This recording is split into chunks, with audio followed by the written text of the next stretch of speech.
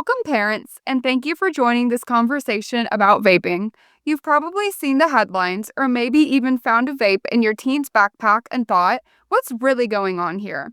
Today, we're breaking down what parents need to know, the facts, the signs, and the steps you can take to protect your teen's health.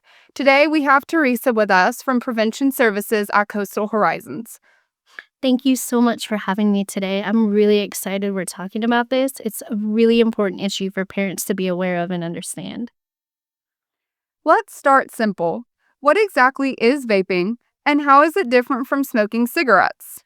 So, vaping means inhaling aerosolized liquid from an e cigarette, often containing nicotine, flavoring, and harmful chemicals. Teens think it's safer because it doesn't produce smoke, but that vapor actually contains nicotine and toxins that can harm the lungs and brain. Unlike cigarettes, there's no burning of tobacco, but that doesn't make it harmless. Like I talked about before, the aerosol can still contain nicotine and harmful chemicals. Another important point for parents to know is that vaping is really just a drug delivery device. It's not limited to nicotine. Vape pens can also be used to inhale substances like THC and, in some cases, even more dangerous drugs such as fentanyl. That's why it's so important to know what your teen is vaping and where it's coming from. What kinds of vaping products are kids actually using? And why are they drawn to them? So, kids are using brands that look like USB drives, highlighters, and colorful gadgets, which make them easier to hide, highly appealing, and very popular. There's also what's being called smart vapes, which are devices that connect to apps or include built in games and technology designed to keep users engaged and even reward them for taking more puffs. These features can make vaping feel more like a game, which can encourage more frequent use, which leads to a higher nicotine intake and thus increases the risk of forming an addiction.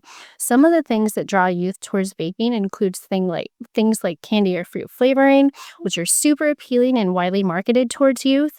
Another draw is social pressure and the perception that vaping is safer than smoking a traditional cigarette.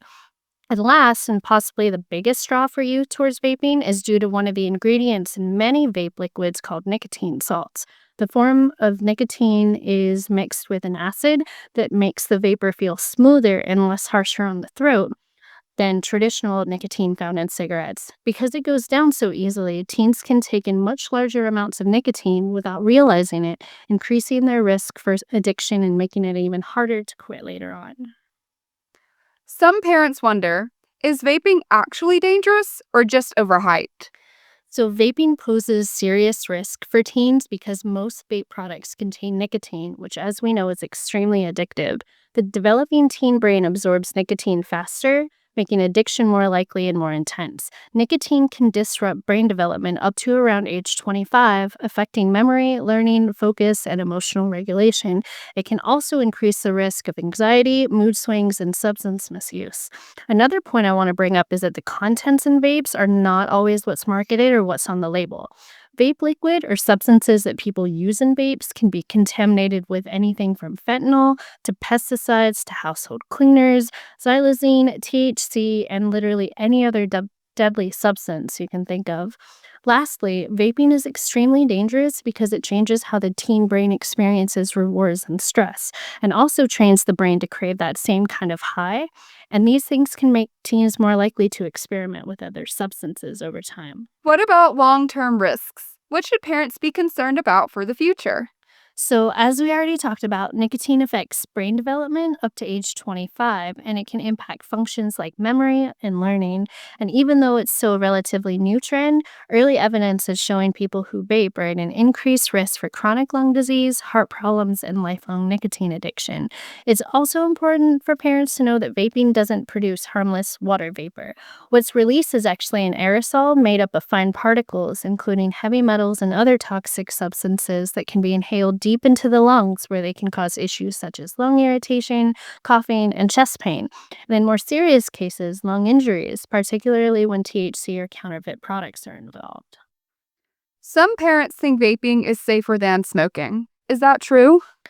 So, first and foremost, safer does not mean safe. Vaping still exposes kids to nicotine and other toxins. And one of the big concerns is that many kids who vape are more likely to transition to cigarettes or other substances later on. Another thing parents should know is that vape liquid, or e juice, can actually contain a surprising amount of nicotine. In fact, one small bottle often has as much nicotine as anywhere from 2 to 5 packs of cigarettes. So even though vaping might seem like a safer option than smoking, it can actually mean your teen is taking in much more nicotine, sometimes even more than someone who smokes 1 to 3 packs a day. That's a big reason why vaping can be so addictive, especially for young people whose brains are still developing. How common is vaping among youth right now? So, data is showing that roughly 1 in 5 middle and high school students reported vaping in the past year. And while these numbers fluctuate, it remains one of the most common forms of substance use among youth. And if a parent is worried, what signs might suggest their child is vaping? So, things like sweet or fruity smells when there's no food around, unexplained USB like devices, cartridges, or packaging, and sudden changes in mood, irritability, or coughing. Are there certain products or flavors that tend to attract kids the most? Yes, that is a great question. So there are flavors like fruit, candy, mint, and dessert, which are some of the biggest draws, and bright packaging and social media ads also play a role. This is a big question. How do parents actually talk to their kids about vaping without it becoming a battle? So staying calm and open is the most important. Parents are going to want to listen first, ask what their kid knows, and avoid judgment. Share facts in age appropriate ways. Don't use scare tactics. Position it as concern for their health and future, not punishment. Another strategy is to start with curiosity. Ask what they've seen or heard about vaping. Keep it calm, not confrontational. Your goal is to open a door, not close one. What are some strategies parents can use to help prevent their child from vaping? Build trust by having ongoing conversations, not just one big talk. Encourage healthy coping skills for stress, and set clear family rules and model healthy behaviors. And if a parent finds out their child is vaping, what should they do? I know this is really hard, but try not to panic. Keep the conversation open and supportive. Ask questions like, "Help me understand what this does for you," and or ask why. Stress, curiosity, or peer pressure can often play a role. Focus on helping them quit with support, not shame. Pediatricians and quitline programs can help, and they're going to want to work together with their youth to set goals for quitting and get professional help if needed. How can schools and communities help parents in this fight against vaping? Education programs that include parents, not just students, consistent school policies on vaping with supportive, not just punitive responses, and community partnerships that raise awareness and provide resources. If parents want to learn more or get support, where should they turn? So, resources like Smoke Free Teen offer services like text based quit programs. The Truth Initiative and CDC have parent friendly fact sheets. Local health departments often run prevention programs and support groups. And two other resources that I really love include parentsagainst.vaping.org and operationparent.org. This has been such an eye opening conversation. Do you have one piece of advice for encouragement you'd like to leave with parents today? Absolutely. So, as parents, we can't control every choice our teens make, but we can shape the conversations that guide them. Vaping can feel overwhelming, but parents have more influence than they realize. You don't need to know everything, you just need to stay connected. Keep the conversation open, listen without judgment, and let your kids know you care. When we listen without judgment and share real facts about vaping, we give our kids the power to think critically and make healthy choices.